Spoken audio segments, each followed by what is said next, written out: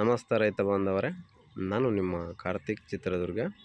ಮೊದಲನೇದಾಗಿ ನನ್ನ ಚಾನಲನ್ನು ಯಾರ್ಯಾರು ನೋಡ್ತಾ ಇದ್ದೀರೋ ದಯವಿಟ್ಟು ಎಲ್ಲ ಸಬ್ಸ್ಕ್ರೈಬ್ ಮಾಡ್ಕೊಂಡು ನೋಡಿ ಅಂತ ಹೇಳ್ತಾ, ನಾನಿವತ್ತು ಅಡಿಕೆ ತೋಟಕ್ಕೆ ನೀರಿನ ಪೂರೈಕೆಯನ್ನು ನೀರಿನ ಅಭಾವದ ಸಮಯದಲ್ಲಿ ತಾವುಗಳು ಯಾವ ರೀತಿ ಮೇಂಟೈನ್ ಮಾಡಿದರೆ ಮುಂದಿನ ದಿನಗಳಲ್ಲಿ ತೋಟ ನಿಮಗೆ ಉತ್ತಮವಾಗಿ ಇರ್ತದೆ, ಅದೇ ರೀತಿ ಫಸಲು ಸಿಗ್ತದೆ ಅನ್ನೋದ್ರ ಬಗ್ಗೆ ನಾನಿವತ್ತು ಮಾಹಿತಿಯನ್ನು ಕೊಡ್ತಾ ಇದ್ದೀನಿ ಸ್ನೇಹಿತರೆ. ಇತ್ತೀಚಿನ ದಿನಗಳಲ್ಲಿ ಮಳೆಯ ಅಭಾವದಿಂದ ನೀರಿನ ಪ್ರಮಾಣ ಕೊಳವೆ ಬಾವಿಗಳಲ್ಲಿ ದಿನೇ ದಿನೇ ಇಳಿಕೆ ಆಗ್ತಾ ಇದೆ. ಅದು ಎಲ್ಲರಿಗೂ ಗೊತ್ತಿರತಕ್ಕಂಥ ವಿಚಾರವಾಗಿದೆ. ಆದರೆ ನಾವು ನೀರು ಕಡಿಮೆ ಆಗಿದೆ ಅಂತ ತೋಟಕ್ಕೆ ನೀರು ಕಡಿಮೆ ಮಾಡೋದಕ್ಕೆ ಆಗೋದಿಲ್ಲ. ಆ ರೀತಿ ನಾವು ಕಡಿಮೆ ಮಾಡಿದರೆ ಫಸಲು ಕುಂಠಿತ ಆಗುತ್ತೆ. ಕೆಲವೊಮ್ಮೆ ತೋಟನೇ ಹಾಳಾಗೋಗುವಂಥ ಚಾನ್ಸಸ್ ತುಂಬ ಇರುತ್ತೆ. ಹಾಗಾಗಿ ನಾವು ನೀರಿನ ಪೂರೈಕೆಯನ್ನು ನಮಗೆ ಎಷ್ಟೇ ಕಷ್ಟ ಆದರೂ ಕೂಡ ನಾವು ಪೂರೈಕೆಯನ್ನು ಅಚ್ಚುಕಟ್ಟಾಗಿ ಮಾಡಬೇಕಾಗಿರುತ್ತೆ. ಸ್ನೇಹಿತರೆ, ತಾವುಗಳು ನೀರಿನ ಪೂರೈಕೆಯನ್ನು ಮುಖ್ಯವಾಗಿ ನಿಮ್ಮ ಕೊಳವೆ ಬಾವಿಯಲ್ಲಿ ಕಡಿಮೆ ಆಗಿದ್ದರೆ ನೀವು ಮಾಡಬೇಕಾಗಿರೋದು ನೀಟಾಗಿ ಡ್ರಿಪ್ಪನ್ನು ನೋಡಬೇಕು. ಪ್ರತಿದಿನ ಎಷ್ಟು ವಾಲಿ ನೀರು ಹೋಗುತ್ತೆ, ಎಷ್ಟು ವಾಲಿಗೆ ಬಿಟ್ಟರೆ ಚೆನ್ನಾಗಿ ಹೋಗುತ್ತೆ, ಕಡ್ಡಿ ಕಟ್ಕೊಂಡಿದೆಯಾ, ಇಲ್ಲ ಆ ಗಿಡಕ್ಕೆ ನೀರು ಹೋಗ್ತಾ ಇದೆಯಾ ಇಲ್ವೋ, ಅಲ್ಲೆಲ್ಲಾದರೂ ಪೈಪ್ ಕಿತ್ಕೊಂಡಿದೆಯಾ, ಈ ರೀತಿ ಎಲ್ಲ ನೀವು ಪರಿಶೀಲನೆ ಮಾಡಿ ನೀರನ್ನು ಬಿಡಬೇಕಾಗುತ್ತೆ. ಅದಾದ ಮೇಲೆ ತಾವುಗಳು ಕೊನೆ ಗಿಡಗಳಿಗೆ ನೀರು ಹೋಗ್ತಾ ಇದೆಯೋ ಇಲ್ವೋ ಅದನ್ನು ಕೂಡ ತುಂಬ ಸೂಕ್ಷ್ಮವಾಗಿ ಗಮನಿಸಬೇಕು. ನಾವೇನು ಮಾಡಿಬಿಡ್ತೀವಿ, ಮೋಟ್ರ್ ಚಾಲು ಮಾಡ್ತೀವಿ, ಡ್ರಿಪ್ಪಿಗೆ ನೀರು ಹೋಗ್ತಾವಂತ ನೋಡ್ತೀವಿ, ಮೋಟ್ರ್ ಆನ್ ಆಗಿದೆ ತಾನೇ ಹೋಗ್ತಾ ಬಿಡು ಅಂತ ಹೇಳ್ಬಿಟ್ಟು ನಾವು ಕೊನೆ ಗಿಡಗಳನ್ನು ಗಮನಿಸೋದಿಲ್ಲ. ಕೊನೆ ಗಿಡಗಳನ್ನು ನಾವು ಗಮನಿಸದೇ ಇದ್ದಾಗ ಏನಾಗುತ್ತೆ ಅಂದರೆ ಆ ಗಿಡಗಳು ಫಸಲು ಕುಂಠಿತ ಆಗೋದು, ಈ ಬಿಸಿಲಿನ ಝಳಕ್ಕೆ ಕೆಂಪು ಆಗೋದು, ತೋಟ ಹಾಳಾಗೋದು, ಈ ರೀತಿಯೆಲ್ಲ ಆಗುತ್ತೆ ಸ್ನೇಹಿತರೆ. ಇದು ನೀರು ಕಡಿಮೆ ಬರ್ತಕ್ಕಂಥ ಪರಿಸ್ಥಿತಿ. ಆದರೆ ನೀರು ಗ್ಯಾಪ್ ಹೊಡಿತಾ ಇದೆ, ತುಂಬ ಕಡಿಮೆ ಆಗ್ತದೆ, ಗ್ಯಾಪ್ ಹೊಡ್ಕೊಂಡು ಬರ್ತಾನೇ ಇರುತ್ತೆ ನಿಮ್ಮ ಕೊಳವೆ ಬಾವಿಯಲ್ಲಿ ನೀರು ಕರೆಂಟ್ ಹೋಗೋವರೆಗೂ. ಅಂದರೆ ನೀವು ಮಾಡಬೇಕಾಗಿರೋ ಮೊದಲ ಬದಲಾವಣೆ ಏನಪ್ಪ ಅಂದರೆ ಎಷ್ಟು ಎಚ್ ಪಿ ಮೋಟ್ರ್ ಇದೆ ಅನ್ನೋದು ಗಮನಿಸಬೇಕಾಗುತ್ತೆ. ನೋಡಿ, ಸಿಂಗಲ್ ಎಚ್ ಪಿ ಮೋಟ್ರನ್ನ ನೀವು ಇರ್ತಕ್ಕಂಥ ಪೈಪ್ಗಳಿಗೆ ಕನೆಕ್ಟ್ ಮಾಡಿ ನೀವು ಕೊಳವೆ ಬಾವಿಗೆ ಬಿಟ್ಟರೆ ಅದು ಒಂದು ಅರ್ಧ ಮುಕ್ಕಾಲು ಇಂಚು ನೀರು ನೀವು ಕರೆಂಟ್ ಇರೋವರೆಗೂ 6 ಗಂಟೆ ಕರೆಂಟು ನೀಟಾಗಿ ಬರುತ್ತೆ ಸ್ನೇಹಿತರೆ.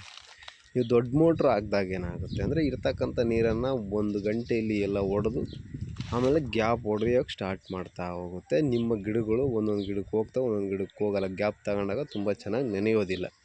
ಅದೇ ನೀವು ಸಿಂಗಲ್ ಎಚ್ ಪಿಯನ್ನು ಬಿಟ್ಟಾಗ ಅದು 1 ಮುಕ್ಕಾಲು ಇಂಚು, 1 ಅರ್ಧ ಇಂಚು, 1 ಇಂಚು ಈ ರೀತಿ ಬಂದಾಗ ನಾವು ಒಂದೇ ವಾಲಾಗಲಿ ಅಚ್ಚುಕಟ್ಟಾಗಿ ನೆನೆಸ್ಕೋಬೋದು.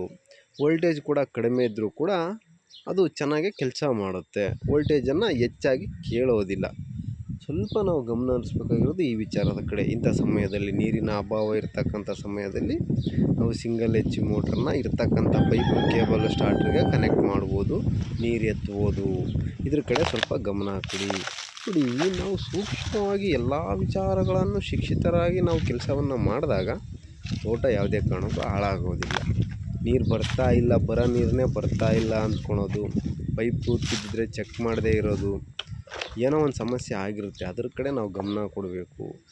ನೀರು ಅಗದಿ ಬರೋದಿಲ್ಲ, ಕೊಳವೆ ಬಾವಿ ನಿಂತಿದೆ ಅಂದಾಗ ನಾವು ಬೋರ್ವೆಲ್ಲನ್ನು ಮತ್ತೆ ಕೊರೆಸೋದ್ರ ಬಗ್ಗೆ ಯೋಚನೆ ಮಾಡಬೇಕು. ಅಲ್ಲಿವರೆಗೂ ನಾವು ಬರ್ತಕ್ಕಂಥ ನೀರುಗಳನ್ನು ಎಷ್ಟು ಸಾಧ್ಯನೋ ಎಷ್ಟು ಶಿಕ್ಷಿತರಾಗಿ ನಾವು ಅದನ್ನು ಹೊರಗೆ ತೆಗಿಬೋದು ವಿಚಾರವಂತಿಕೆಯಿಂದ ಅನ್ನೋದನ್ನು ಗಮನಿಸಿ ನಾವು ನೀರನ್ನು ಹೊರಗೆ ತೆಗೆದು ಅಡಿಕೆ ಗಿಡಗಳಿಗೆ ಪೂರೈಕೆಯನ್ನು ಮಾಡಬೇಕು ಸ್ನೇಹಿತರೆ. ಮಳೆ ಬಂದೇ ಬರುತ್ತೆ. ಅಲ್ಲಿವರೆಗೂ ನಾವು ಎಷ್ಟು ಸಾಧ್ಯವೋ ಅಷ್ಟು ಅಚ್ಚುಕಟ್ಟಾಗಿ ಮೇಂಟೈನ್ ಮಾಡಬೇಕಾಗಿರುತ್ತೆ ಸ್ನೇಹಿತರೆ.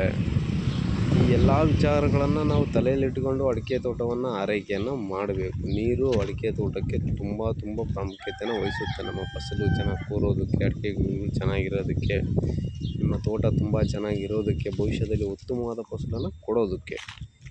ಹಾಗಾಗಿ ಪ್ರತಿಯೊಬ್ಬ ರೈತನೂ ಕೂಡ ತಮ್ಮ ತೋಟವನ್ನು ನೀರಿನ ಪೂರೈಕೆಯಲ್ಲಿ ಯಾವುದೇ ರಾಜಿ ಇಲ್ಲದೆ ಅಚ್ಚುಕಟ್ಟಾಗಿ ಆರೈಕೆಯನ್ನು ಮಾಡಿ. ನೀವು ನೆಗ್ಲೆಕ್ಟ್ ಮಾಡಬೇಡಿ. ಎಂಥ ಪರಿಸ್ಥಿತಿ ಬಂದರೆ 1 ಲಕ್ಷ ಸಾಲ ಆಗಲಿ ವಿಚಾರವಂತಿಕೆಯಿಂದ ಬೋರ್ವೆಲ್ ಆದರೂ ಕೊರೆಸಿ ನೀರು ತೆಗೆದು ನೀರಿನ ಪೂರೈಕೆಯನ್ನು ಮಾಡಲೇಬೇಕು. ಯಾಕಂದರೆ ಅನಿವಾರ್ಯ, ಇದರಲ್ಲಿ ಯಾವುದೇ ರಾಜಿ ಆಗಬೇಕಾಗಿಲ್ಲ. ನೋಡಿ, ಮುಖ್ಯವಾಗಿ ನಾವು ಡ್ರಿಪ್ ನೋಡಬೇಕು. ಕೊನೆ ಗಿಡಗಳಿಗೆ ನೀರು ಹೋಗ್ತಾವಿಲ್ಲ ಅಂತ ನೋಡಬೇಕು. ಗ್ಯಾಪ್ ಹೊಡಿತಾ ಇದ್ದರೆ ಸಿಂಗಲ್ ಎಚ್ ಮೋಟ್ರ್ ಬಿಡಬೇಕು. ಈ ಎಲ್ಲ ವಿಚಾರಗಳನ್ನು ಸೂಕ್ಷ್ಮವಾಗಿ ಗಮನದಲ್ಲಿಟ್ಕೊಂಡು ನೀವು ನೀರಾವರಿಯನ್ನು ಮಾಡಿದರೆ, ಅಡಿಕೆ ತೋಟಕ್ಕೆ ನೀರಿನ ಪೂರೈಕೆಯನ್ನು ಮಾಡಿದರೆ ಖಂಡಿತವಾಗಿ ಯಶಸ್ವಿ ಆಗ್ಬೋದು ಅಂತ ಹೇಳ್ತೀನಿ. ನನ್ನ ಮಾಹಿತಿ ನಿಮ್ಗೆ ಏನಾದ್ರು ಉಪಯೋಗ ಆಗಿದ್ದರೆ ಲೈಕ್ ಮಾಡಿ, ಶೇರ್ ಮಾಡಿ, ಸಬ್ಸ್ಕ್ರೈಬ್ ಮಾಡಿ ಅಂತ ಹೇಳ್ತಾ ಧನ್ಯವಾದಗಳು ರೈತ ಬಂದವರೇ. ನಾನು ನಿಮ್ಮ ಕಾರ್ತಿಕ್ ಚಿತ್ರದುರ್ಗ. ಹರೇ ಕೃಷ್ಣ.